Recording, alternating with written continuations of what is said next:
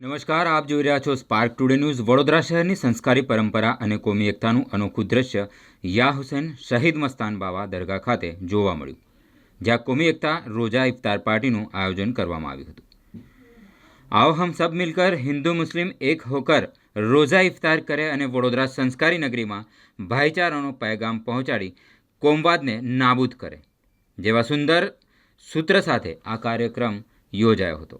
દરગાહના ખાદિમ હાજી દસ્તગીર ભોલુ બાપુના માર્ગદર્શન હેઠળ યોજાયેલા આ ઇફતાર પાર્ટીના કાર્યક્રમમાં વિવિધ સમાજના લોકો મોટી સંખ્યામાં જોડાયા હતા અને ભાઈચારા તથા એકતાનો સંદેશ આપ્યો હતો.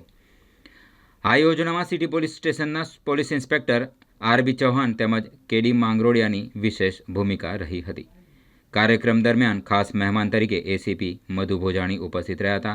આ પ્રસંગે દરગાહ કમિટીના ગોપાલભાઈ શાહ, જીતુભાઈ બારોડ, તેજસભાઈ પટની, ધાર્મિક સોની, હુસેન ખાન પઠાણ, સાજીદ બિલ્ડર, સંજય કપૂર, જાવેદ સેમસલૂન, પૂનમબેન સોની, નીતુબેન ખત્રી, રેખાબેન ઠાકોર તેમજ અક્રમભાઈ દાણા જ્વેલર્સ સહિત અનેક આગેવાનો ખાસ ઉપસ્થિત રહ્યા હતા.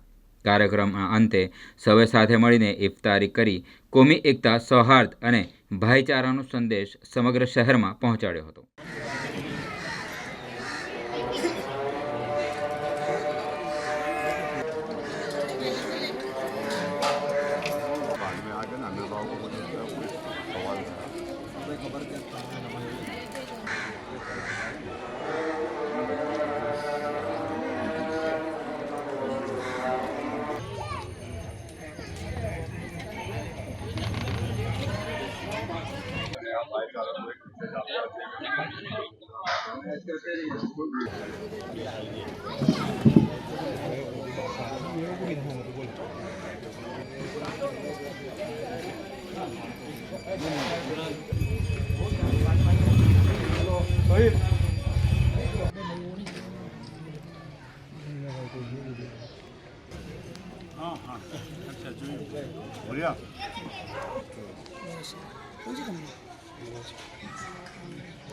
આજે 11મા રોજાના દિવસે જૂની ગળી મસ્તાન બાવાની દરગાહ પર રોજા ઇફતારીનો કાર્યક્રમ રાખ્યો છે, જે 15 વર્ષથી કોમી એકતામાં આ કાર્યક્રમ થાય છે.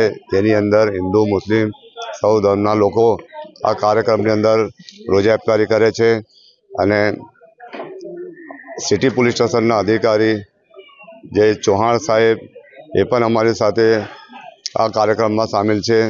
જે 15 વર્ષથી જે ટાઈમે જે કોમવાદને એવું ચાલતું હતું ત્યારથી પોલીસ સ્ટેશનના અધિકારીઓ એક ભાઈચારાનું મેસેજ મસ્તાન બાવા દરગાહ કમિટીની સાથે ભેગા થઈને આવા કાર્યક્રમ કરતા હતા અને લોકોને શાંતિની અપીલ કરતા હતા.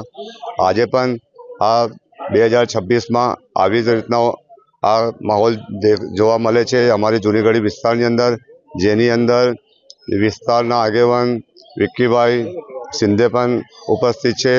એવા ગોપાલભાઈ શાહ, ધાર્મિકભાઈ સોની, પૂનમબેન સોની, નીતુબેન ખત્રી, રેખાબેન ઠાકોર, જીતુભાઈ, એવા ઘણા લોકો, અમારા મુસ્લિમ સમાજના આગેવાન વકીલ જુનેદભાઈ, સૈયદ જુબેરભાઈ, એવા ઘણા મુસ્લિમ સમાજના આગેવાનો પણ અહીંયા ઉપસ્થિત છે.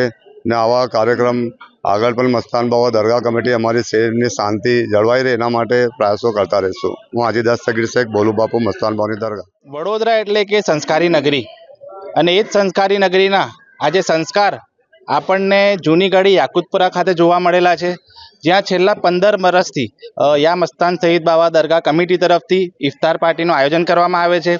આ ઇફતાર પાર્ટીની ખાસિયત એ છે કે આ તમામ ધર્મના લોકો મળીને આ ઇફતાર પાર્ટીનું આયોજન કરે છે અને આ પ્રોગ્રામમાં યાકુતપુરાના જૂની ગળી વિસ્તારના તમામ હિન્દુ મુસ્લિમ તમામ રહીશો આવીને આ ઇફતાર પાર્ટીમાં ભાગ લે છે.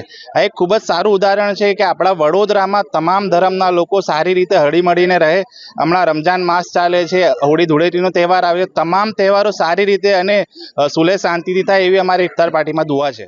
આજે જૂની ગળી વિસ્તારમાં યા હુસૈન મસ્તાન બાવા દરગાહમાં ભોલુ બાપુના નેતૃત્વ હેઠળ અને સિટી પોલીસ સ્ટેશનના અધિકારીના આયોજકથી આજે અહીંયા રોઝા ઇફતારીનો પ્રોગ્રામ કરવામાં આવ્યો છે, જેમાં દરેક ધર્મના લોકો ઉપસ્થિત છે અને અહીંયા આગળ દરેક ધર્મના લોકો ભેગા થઈને રોઝા ઇફતારીનો પ્રોગ્રામ દર વર્ષની જેમ આ વર્ષે બી રાખ્યો છે અને આ વડોદરા શહેરને બહુ ખૂબ સારો સંદેશ પાઠવે છે કે વડોદરા શહેરમાં કોમી એકતા જળવાઈ રહે તેના માટેનો એક ખૂબ સારો પ્રયાસ ચાલી રહ્યો છે.